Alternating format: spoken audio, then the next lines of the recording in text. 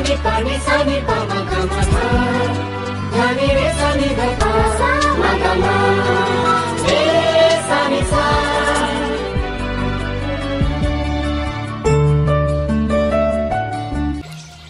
नमस्कार श्रोता बंधु, आज विषय धर्म संकट। मनुष्य जीवन में अनेक थर एभली अवसर उपस्थित होता है जेबे से धर्म संकट रे पड़ जाए। सम्मुखें एभली दुईटी मार्ग आसी जाए एवं दुईटी जाक अरुचिकर होता है। सेमध्यु केउटी को भी करने इच्छा हुए नहीं, तथापि एभली परिस्थिति सम्मुखें थाए जे कौन सी गोटे मार्ग को ग्रहण न कले न चले।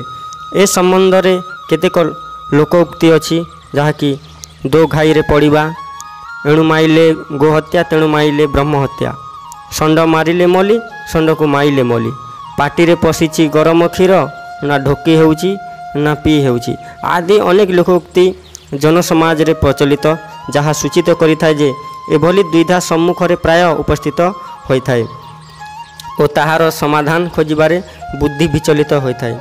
धर्मग्रंथ, लोकमत, उदाहरण, अभिवचन और भावुकतार आधार रे किछि निर्णय करिबा बेले मस्तिष्क घूरी जाए। मने करंतु गोटे सिंह गाँ भीतर को पशि आसिला और ग्रामवासी को खाइबारे लागिला। ए भली समय रे धर्मग्रंथ अंडालिले परस्पर विरोधी मंतव्य प्राप्त होता है। गोटे स्थान रे लेखा होइथिबो कोनोसी प्राणी प्रति हिंसा करिबा अनुचित। सबु जीव ईश्वरंकर, जो प्राणी को आमे सृष्टि करि परिबा नहीं ताकू मारिबार कोनोसी अधिकार आमर नहीं। अन्य एक स्थान रे लेखा होइथिबो आतताई को मारिदेवा उचित। उभय व्यवस्था परस्पर विरोधी। धर्मग्रंथ अवलंबन करिबा द्वारा जो धर्म संकट उपस्थित हैला ताहार निराकरण होई पारिबा बहुत कठिन। बंधु मानक पचारिले से माने भी निजर विचार मर्यादा अनुसार उत्तर देवे। जैन बंधु को पचारिले से कहिबे जहाँ भी हो जाओ सिंह को मार नहीं। वेदांती कहिबे संसार मिथ्या स्वप्न समान, तुम्हें केवल देखु थाओ। गीता धर्मवाला बंधु कहिबे कर्तव्य पालन कर, आतताई को मार, सिंह की गाई एहार विवेचना कर नहीं। पीड़ित ग्रामवासी सिंह को अविलंबे मारिदेवार डाक छाड़े। एहीपरि लोकमत भी एक हो पारे नहीं। चिड़ियाखाना रे नाना प्रकार पक्षी निज निजर बोली कहती। कहा कथा खराब कुआजिब, कहा कथा भल।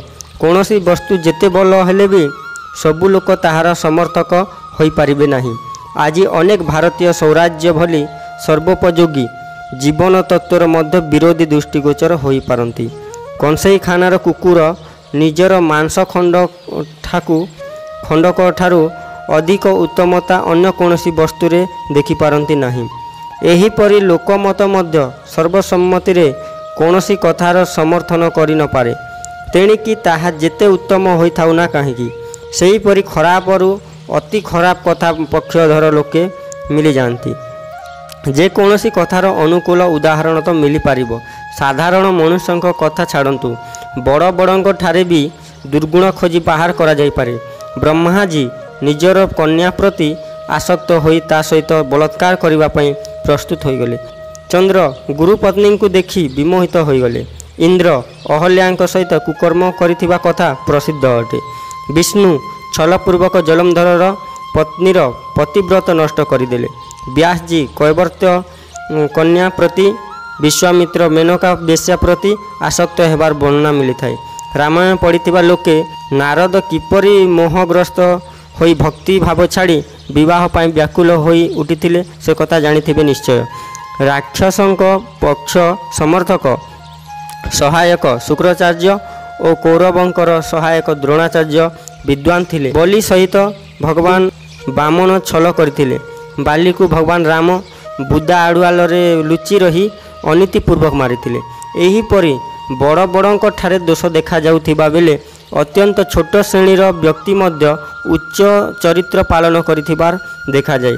इतिहास एक समुद्र, एथिरु प्रत्येक भल मंद कार्य पक्षरे थिबा बलिष्ठ उदाहरण मिली पारे। एगुड़िक मध्यरु कहार अनुसरण करा जिवो। दुर्भिक्ष समय रे अन्न न मिलिबा जोगु प्राण चली जिबार संकट उपस्थित हेबारु विश्वामित्र चंडाल घरु मांस चोराई खाइथिले और उशस्ती अंत्यजंक अईठा बिरी खाई प्राण रक्षा करथिले। किंतु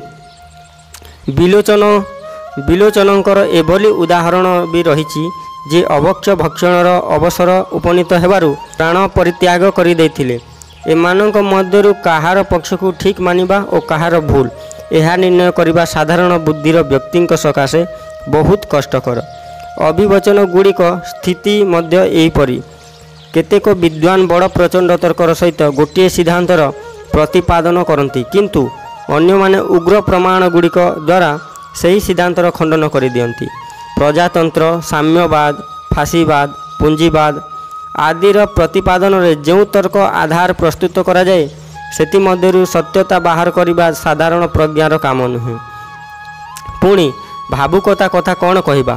ଆଖି ଆଗରେ ସାଧାରଣ ଅନୁଭୂତି କରିବା ଭଳି ଯେଉଁ ସବୁ ପ୍ରସଙ୍ଗ ଆସେ ତଦ୍ୱାରା ତରଙ୍ଗିତ ହୋଇ ହୃଦୟ ଗୋଟିଏ ପ୍ରବାହରେ ବୋହିଯାଏ ଓ ଛୋଟ ଘଟଣାକୁ ବି ଅତ୍ୟନ୍ତ ମହାନ ମନେକରି ତାହାର ନିରାକରଣ ପାଇଁ ବଡ଼ରୁ ବଡ଼ କାର୍ଯ୍ୟ କରିବାକୁ ପ୍ରସ୍ତୁତ ହୋଇଯାଏ। ତେଣିକି ସେତିକି କାର୍ଯ୍ୟରେ ଅନେକ ଗୁଣ ମହତ୍ତ୍ୱପୂର୍ଣ୍ଣ କାର୍ଯ୍ୟ ହାତରୁ ଖସିଯାଉ ପଛକେ ଆମ ଦେଶରେ ସାମ୍ପ୍ରଦାୟିକ ଦଙ୍ଗା ହୋଇଥାଏ। ଏଥିରେ କୌଣସି ବଡ଼ ଭାରି ଜଟିଳ କାରଣ ନଥାଏ, କିନ୍ତୁ ଭାବୁକତାର ପ୍ରବାହ ଥାଏ। ମୁସଲମାନ ଭାବିଥାଏ ନମାଜ ସମୟରେ ବାଜା ବାଜିଲେ ଦୟାଳୁ ଖୋଦାଙ୍କର ଅପମାନ ହୋଇଥାଏ। ହିନ୍ଦୁ ଭାବିଥାଏ ରାମଚନ୍ଦ୍ରଜୀଙ୍କ ବରଯାତ୍ରୀର ବାଜା ବନ୍ଦ ହୋଇଯିବା ଈଶ୍ୱରଙ୍କର ଅପମାନ ଅଟେ। ଦୁଇ ପକ୍ଷ ଖୋଦାଙ୍କ ଅପମାନ ଓ ଈଶ୍ୱରଙ୍କ ଅପମାନ ହେବାକୁ ନ ଦେବା ପାଇଁ ଛୁରୀ କଟୁରୀ ନେଇ ବାହାରି ପଡ଼ନ୍ତି ଓ ରକ୍ତରେ ମାଟି ଲାଲ କରିଦିଅନ୍ତି। ତତ୍ତ୍ୱତଃ ବାଜା କାରଣରୁ ନା ତ ଈଶ୍ୱରଙ୍କ ଅପମାନ ହୋଇଥାଏ ନା ଖୋଦାଙ୍କର, କିନ୍ତୁ ଦୁଇ ପକ୍ଷ ନିଜ ନିଜର ଭାବୁକତାର ପ୍ରବାହରେ ବୋହିଯାଆନ୍ତି ଓ ଛୋଟ ଘଟଣାକୁ ଏତେ ବଡ଼ ମାନି ନିଅନ୍ତି ସତେ ଯେମିତି ତାହା ସେମାନଙ୍କ ଜୀବନ ମରଣ ପ୍ରଶ୍ନ। ଯଦି ଭାବୁକତାର ଉଡ଼ାଣ ଉପରେ ବିବେକର ନିୟନ୍ତ୍ରଣ ଥାନ୍ତା ତ ରକ୍ତପାତ ହୁଅନ୍ତା ନାହିଁ। ମହମ୍ମଦ ଘୋରି ନିଜର ସେନାବାହିନୀ ଆଗରେ ଗାଈ ଗୋଠ ରଖି ଅଗ୍ରସର ହେଉଥିଲା। ପୃଥ୍ୱୀରାଜ ଗାଈଙ୍କ ଉପରେ ହତିଆର ଚଳାଇବା ଅପେକ୍ଷା ପରାଜିତ ହେବାର ଭାବୁକତା ଗ୍ରହଣ କରିନେଲେ। ସେ ସମୟରେ ଅଳ୍ପ କିଛି ଗାଈ ସିନା ବଞ୍ଚିଗଲେ, କିନ୍ତୁ ତାହାର ଫଳସ୍ୱରୂପ ଆଜି ପ୍ରତି ମୁହୂର୍ତ୍ତରେ ସହସ୍ର ଗାଈଙ୍କ ବେକ କଟାଯାଉଛି। ଇଦ୍ର କୁର୍ବାନୀରେ ଗୋଟିଏ ଗାଈକୁ ନେଇ ଦଙ୍ଗା ହୋଇଯାଏ, କିନ୍ତୁ ଶୁଖିଲା ମାଂସ ବେପାରରେ ଯେଉଁ ଅଗଣିତ ଗୋହତ୍ୟା ହୋଇଥାଏ ସେଥିପ୍ରତି କାହାର ଦୃଷ୍ଟି ଯାଏ ନାହିଁ। ଏହିପରି ଭାବୁକତାର ପ୍ରବାହରେ ସାମ୍ନାରେ ଥିବା ଛୋଟ କଥାଗୁଡ଼ିକ ଅଯଥାରେ ବହୁତ ବଡ଼ ହୋଇଯାଏ ଓ ପଛରେ ଥିବା ଜୀବନ ମରଣ ସମସ୍ୟା ଯେଉଁଠି ସେଇଠି ଉପେକ୍ଷିତ ହୋଇ ପଡ଼ି ରହେ। ଧର୍ମଗ୍ରନ୍ଥ, ଲୋକମତ, ଉଦାହରଣ, ଅଭିବଚନ ଓ ଭାବୁକତାର ଆଧାରରେ ଧର୍ମ ସଙ୍କଟର ସଠିକ୍ ସମାଧାନ ବାହାର କରିବାରେ ବହୁତ କମ୍ ସହାୟତା ମିଳିଥାଏ ଓ ଗଡ଼ବଡ଼ ହୋଇଯିବାର ଆଶଙ୍କା ଅଧିକ ରହିଥାଏ। ଉପରୋକ୍ତ ପଂକ୍ତି ଗୁଡ଼ିକରେ ଏକଥା ମୁଁ ଦର୍ଶାଇଛି। ହୁଏତ ସାମ୍ନାରେ ଥିବା ଦୁଇଟି ମାର୍ଗ ମଧ୍ୟରୁ ଛୋଟ କଥାଟି ବଡ଼ ଜଣା ପଡ଼ିପାରେ ଓ ବଡ଼ର ମହତ୍ତ୍ୱ ଛୋଟ ଦେଖାଯାଇପାରେ। ଯେମିତି ପିଲାର ଘା ବାହାରିଲେ ତାକୁ ଚିରିବା ଆବଶ୍ୟକ ହୁଏ। ଅପରେସନର ଛୁରୀ ଦେଖି ପିଲା ଭୟଭୀତ ହୋଇ କରୁଣ କ୍ରନ୍ଦନ କରେ। ପିତାର ଭାବୁକତା ଉଛୁଲି ଉଠେ। ସେ ପିଲାକୁ ଡାକ୍ତରଖାନାରୁ ନେଇ ପଳାଇ ଆସେ ଓ କହିଥାଏ, ଏତେ କରୁଣ ରୋଦନ ମୁଁ ଦେଖିପାରିବି ନାହିଁ। ଘରକୁ ଆସିବା ପରେ ଘା ବଢ଼େ। ପଚିଯିବା ପରେ ଗୋଡ଼ ବି ପଚିଯାଇ ନଷ୍ଟ ହୋଇଯାଏ। ପିଲାର ଜୀବନ ବେକାର ହୋଇଯାଏ। ଏଠାରେ ତତ୍ତ୍ୱଜ୍ଞାନୀଙ୍କ ଦୃଷ୍ଟିରେ ପିତାର ସେହି ଭାବୁକତାକୁ ଅନୁଚିତ କୁହାଯାଏ, କାରଣ ଯାହାର ପ୍ରବାହରେ ସେ ଅପରେସନ ସମୟରେ ବୋହିଯାଉଥିଲା, ଯଦି ସେହି ସମୟରେ ସେ ଧୈର୍ଯ୍ୟ, ବିବେକ ଓ ଦୂରଦର୍ଶିତା ପୂର୍ବକ କାମ କରିଥାନ୍ତା ତ ପିଲାର ଜୀବନ କାହିଁକି ବର୍ବାଦ ହୋଇଥାନ୍ତା। ପିତାର ସହୃଦୟତା ଉପରେ କେହି ଆକ୍ଷେପ କରିପାରିବେ ନାହିଁ। ସେ ଯାହା କରିଥିଲା ଭଲ ଭାବନାରେ କରିଥିଲା, କିନ୍ତୁ ଭାବୁକତାର ମାତ୍ରା ବିବେକ ଠାରୁ ଅଧିକ ବଢ଼ିଯିବା କାରଣରୁ ସେ ଉଚିତ ମାର୍ଗରୁ ଚ୍ୟୁତ ହୋଇଗଲା। ଏ ଅନିଷ୍ଟକର ପରିଣାମ ଉପସ୍ଥିତ କରିବାର କାରଣ ହୋଇଗଲା। ଯେତେବେଳେ ପିତା ଡାକ୍ତରଖାନାରୁ ପିଲାକୁ ଉଠାଇ ଆଣିଲା, ସେତେବେଳେ ଚାହିଁଥିଲେ କାର୍ଯ୍ୟର ଔଚିତ୍ୟ ସିଦ୍ଧ କରିବା ପକ୍ଷରେ ଅନେକ ସୂତ୍ର, ଲୋକୋକ୍ତି, ଉଦାହରଣ, ତର୍କ ଏକାଠି କରିପାରିଥାନ୍ତା। ସମ୍ମୁଖରେ ଗୋଟିଏ ଭଲ ମାର୍ଗ ଆଉ ଗୋଟିଏ ଖରାପ ମାର୍ଗ ଥିଲେ କେଉଁ ମାର୍ଗରେ ଚାଲିବା ଉଚିତ ବୋଲି ନିର୍ଣ୍ଣୟ କରିବା ସହଜ। କିନ୍ତୁ ଯଦି ଉଭୟ ମାର୍ଗ ଖରାପ ହୋଇଥିବ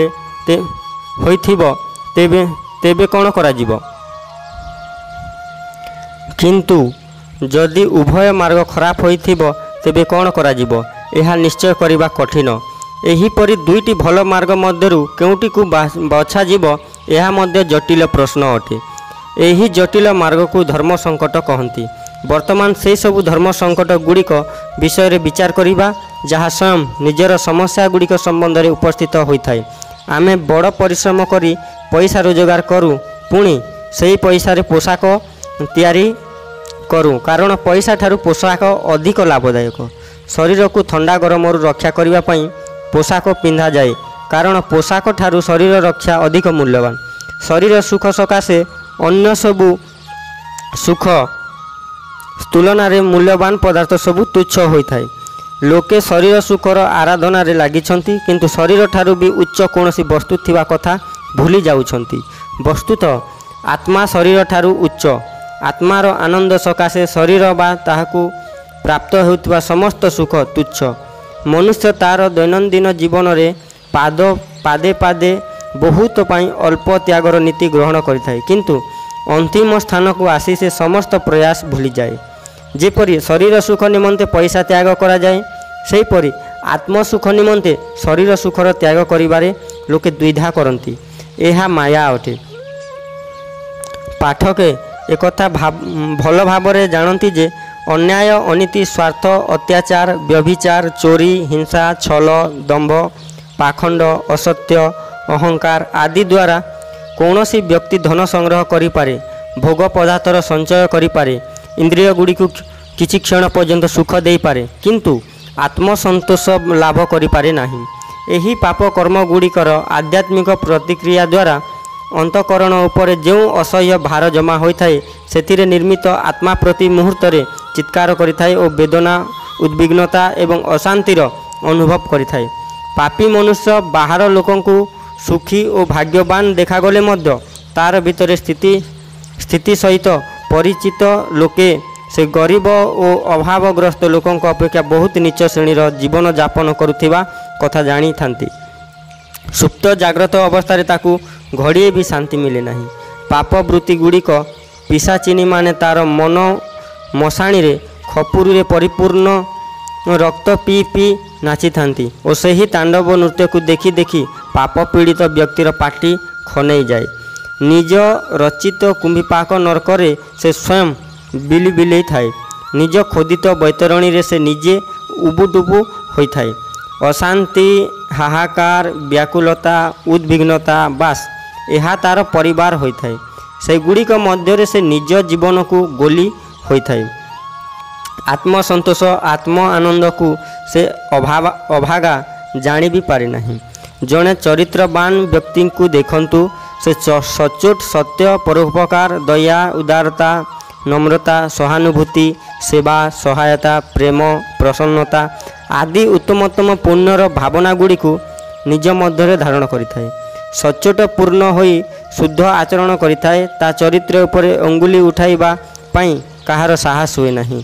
दूध समान धवल हिम समान स्वच्छ आचार और विचार पोषण करुथिबा मनुष्यर आत्मिक शांतिर मुकाबिला कौनसी चक्रवर्ती सम्राट कौन करिपारे। शरीर को जदि तार स्वाभाविक वस्तु डाली रुटी दूध तरकारी खाइबाकू दिया न जीव और अन्य जीवों खाद्य पदार्थ घास माटी पोक जोक खाइबापाई आगरे रखी दिया जीव तेबे से दुख अनुभव करिब एवं दिन को दिन दुर्बल हो जीव। पाप कर्म मनुष्य जोनिर उपयुक्त नुहे बरम श्वान सिंह सर्प आदि नीच जोनिर जीवों आहार अटे। पाप कर्म द्वारा मानवर अंतकरण प्रफुल्लित हुए नहीं बरम दिन को दिन दुखी दुर्बल हो जाए। सात्विक पुण्यमय निष्पाप पवित्र एवं परमार्थ आचार विचार ही तार स्वाभाविक भोजन अटे।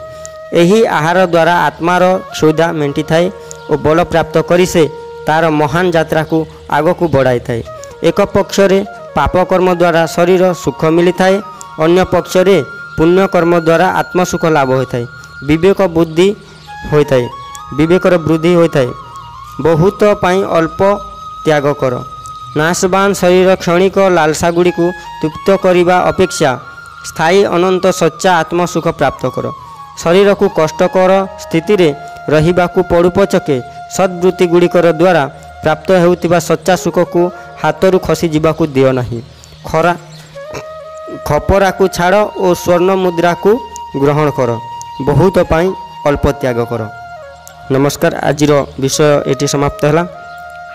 ଆଗକୁ ବିଷୟ ରହିବ ବହୁତ ପାଇଁ ଅଳ୍ପ ତ୍ୟାଗ କର।